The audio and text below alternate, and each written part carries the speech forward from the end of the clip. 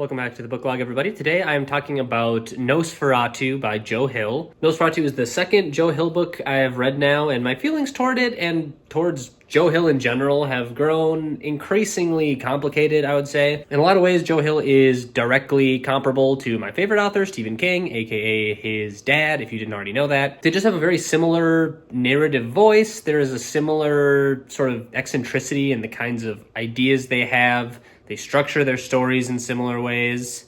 And I think this is a fair comparison to make. In fact, in this book, I felt very much that Joe Hill was deliberately inviting these comparisons, even going so far as making direct references to It and The Dark Tower. But for some reason that I can't quite put a finger on, there is something about Joe Hill's books I've read that just feels a little off to me. I'm going to try my best to explain this feeling in this review, but I do want to stress that I don't hate this book. I wouldn't even necessarily say that I dislike it. There's just some component that doesn't quite land for me. This book is very eclectic and strange, and sometimes that works in its favor. There are some genuinely interesting and unique ideas and concepts in here, but on the other hand, the book kind of sometimes feels like a chaotic, directionless mess. It's a tough line to balance, even for Stephen King at times, but I think King is more able than Joe Hill to mask these deficiencies by doing other things really well instead, specifically his incredibly rich and nuanced character work, which Joe Hill doesn't quite achieve at the same level, although to be fair, not many do. To give you an idea of what I'm trying to say, let me attempt to untangle this bizarre plot and cast of characters. The protagonist is Victoria McQueen, or Vic, or just the Brat. The book begins in her childhood, where one day she discovers that she has access to this supernatural covered bridge that,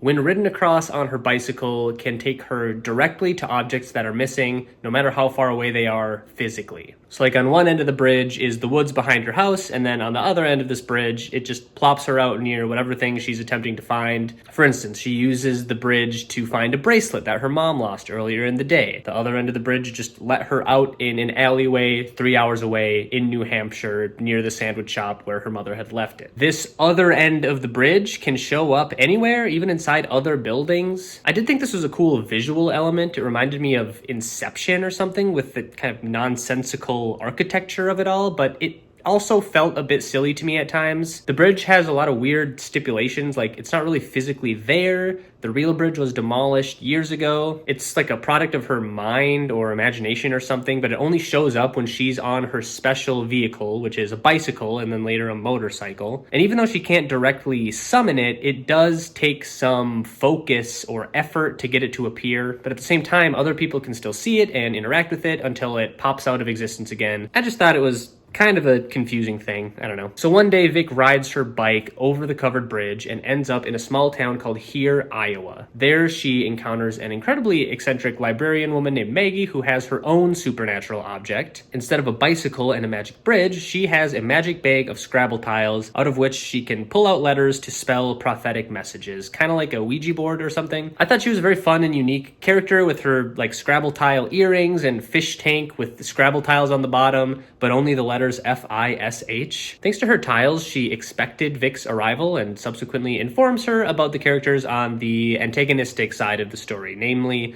Charles Talent Manx III, most commonly referred to as Charlie Manx. Like Vic and Maggie, Charlie Manx has his own supernatural vessel, which is a vintage 1938 Rolls-Royce Wraith with vanity plates that spell out NOS4A2. Fittingly enough, Charlie Manx could be described as a sort of energy vampire. He abducts children, kills their parents, and with his Rolls-Royce Wraith, transports them to an ominous dream realm existing within his mind that he calls Christmasland, where children can have fun forever because it's Christmas every day. He has a sidekick named Bing Partridge, which I thought was an aptly festive name, and he's just sort of classic slapstick simpleton sidekick character, while also being like disgusting and terrifying, often wearing a gas mask so he can administer sevoflurane gas, which smells like gingerbread, to children so that they pass out for easier abduction. Somehow, this entire process works to transform these children into ice zombie creatures with like hundreds of little hook teeth and skin that is painfully cold to the touch. It's all very bizarre and surreal, and well, I think a lot of this stuff is creative and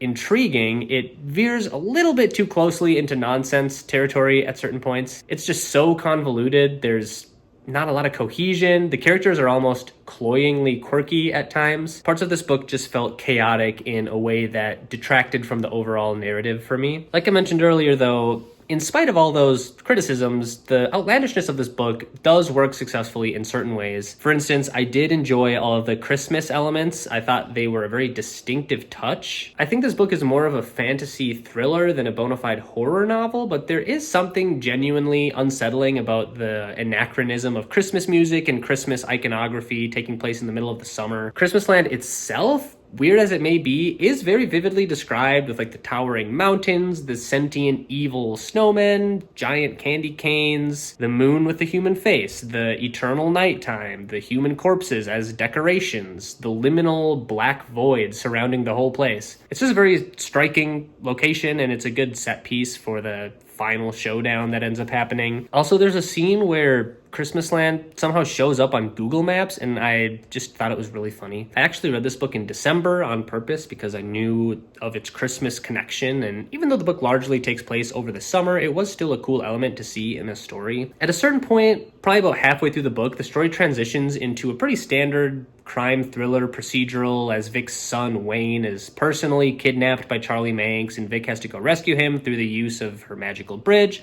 that can take her directly to him. I thought this narrative thread was executed pretty well, although the book definitely starts to show its length at this point. I liked Vic's husband Lou as a character, sort of a comic book nerd type of guy. I thought the two of them had an interesting dynamic, and I did enjoy how the book explores these themes of parenting and trying to do right by your children when you yourself didn't have an ideal childhood. But unfortunately, the book does drag after a while. The police procedural stuff was just not that interesting to me. It felt very familiar and monotonous, and I've mentioned this personal pet peeve of mine before, but I never enjoy it when a character has to convince another character of something that we, the readers, already know. In this case, Vic having to convince the cops that Charlie Manx is real and that she's not crazy, etc., etc. All of that is to say that I have complicated feelings about this book, and like I mentioned at the beginning, I guess I have complicated feelings about Joe Hill in general, as the only other book of his I've read, Heart-Shaped Box, I felt suffered from many of the same issues, mainly just kind of directionless and convoluted, but with enough sprinklings of interesting ideas and cool concepts to pull me through. I do think this book is an improvement to an extent. Heart-Shaped Box is definitely scarier, but there's sort of a whimsical quality to NOS4A2 that I appreciated. There's a fine line, though, between whimsical and ridiculous, and let me tell you, this book walks that line incredibly closely. I could understand coming away from this book thinking it's either good or bad, depending on how long you think about which parts, and I think that's what makes my feelings about it complicated. I think I want to like it more than I actually do. From what I've seen so far, I do think Joe Hill is capable of writing a truly great book. I just haven't personally read it yet. I think I'm going to give this book 6.